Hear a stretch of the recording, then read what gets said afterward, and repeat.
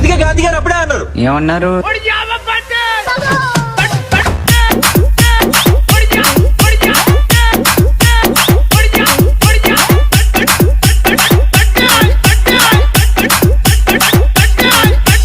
ఎవరండి ఇది కొట్టింది? ఓకే నిజమేనయ్యా పుల్లారావు.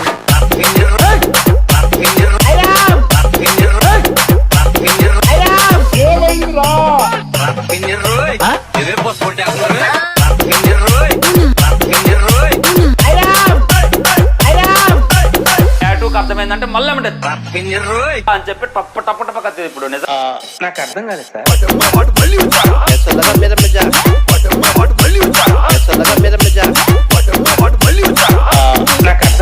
ఎవరండి ఇది కొట్టింది?